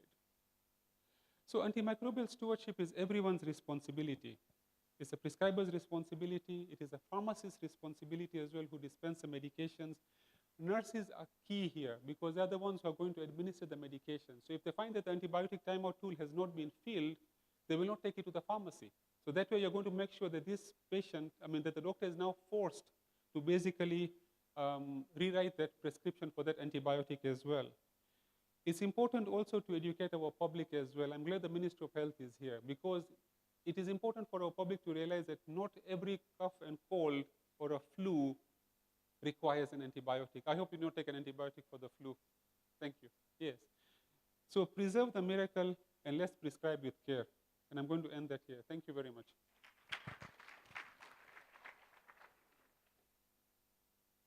I kept time. That was truly amazing. And one of the challenges, you can see he's a nephrologist, but he also has another hat, head of department of medicine. What are we talking about? Teamwork. Leadership is key. If you want to run an efficient antimicrobial stewardship, it starts with you. Each one of us in each of the hospitals where you're working. We really want to thank Roche for ensuring that we have such conversations. We can't be saying there's so much resistance. We are the cause and we are doing nothing about it. So the challenge to each and every one of you, as you're seated here listening to the steps, I recently attended a meeting. And one of the key steps we did in the hospital that I work with, the private hospital, we stopped ceftriaxone as an outpatient. We said, if you're not going to admit the patient, then give the oral antibiotics. Force that patient to understand that they're truly sick, and if they truly are, let them be admitted. That's a first step, and that's just by putting our foot forward. Does it mean you lose revenue initially? Yes, but then now they've come to understand the benefit. So the era of CT management will stop, because sometimes you're doing business rounds in the private hospitals and the public hospitals, and that's a great disservice to our patients. So thank you for that insightful talk. I truly enjoyed it, and I hope we can have more webinars as KP. Now, a couple of things. One correction, I was corrected by Novo Nordisk. They actually do have the EXPECT study that was conducted actually during COVID time 2020 on pregnant women. And so there's a push. It's actually that insulin degludec is safe in pregnancy, and where you are using detamir, having to use it twice a day, now you can actually switch your patients safely to degludec. I asked you to go to the stand. There's a reason I did not tell you the price. I wanted you to exercise and walk to their booth. Since you're lazy, it's 3,000 shillings only just for you to be able to use the insulin degludec. Isn't that surely it's not 5,000 or 6,000, it's 3,000 shillings only. But the benefit is unmatched. Now, a couple of things. As is tradition, we are going to have a photo of all of us just in front of where the Pride In sign is. So I'm kindly requesting, just as you walk out for lunch, I'm kindly requesting that we take a group photo. Secondly, yes, AI is here with us. The other thing that I wanted to mention is, please, for those who have not voted, remember that we have an AGM after the next session. Now, you'll break for lunch right now at 2:25 and be back here at 3:25. The oncology and IDSK is going to be in the Echo Ballroom, and then the research is going to be in Shimba, the other breakout room that we used yesterday. On completion, could you please come here for the AGM before we break off for the rest of the day? And we had that in mind so that we can be able to be done by 6 o'clock so that you can enjoy your dinner. So I'm kindly requesting that even as you go for lunch, if you have a few more minutes, please take time to visit our sponsors, because this would not be possible without them. Then be back here by 3:25. Are you guys even paying attention? For crying out loud, you have seen this technology before. What a shamba. As in, like, seriously, you're even taking videos. Prof. Bana, we have a problem. Clearly, people are taking photos and Googling. At least they were using Meta AI to ask, what is this? Is it taking photos? Are we expecting a war? I could see the people are getting a bit anxious. It's just taking photos, relax, you're safe. So, like I've said, please vote. Please come for the AGM. You know what is going on in KP. Number 2, please visit our booths. You will get your vouchers just as you walk out. Do not go straight for lunch. Let's have a group photo, and then we assemble back here. Oncology and IDSK, you don't want to miss out on what is new and the collaboration we are having now. There's a new kid on the block, cardio-oncology. You don't want to miss out. And research. It's really amazing to see the work that the editorial team from JOCAP has been doing. And even other than the research, Dr. Bund is going to give us updates as well. So please don't miss out on those 2 exciting sessions. Others, thank you very much. I'm glad that the room is still full, so I hope to see it full. Otherwise, I'll come and remove you from the rooms or the beach. I'm just fair warning. Have a good afternoon. You will receive the vouchers as you walk out of the room. Do not go for lunch. Please, let's take our group photo.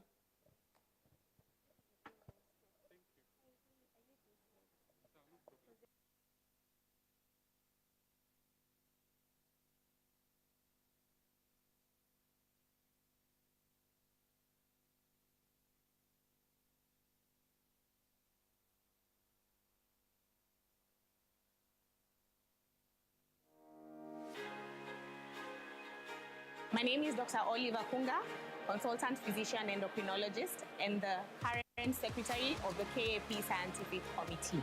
I'd like to welcome you to the research section of this annual conference.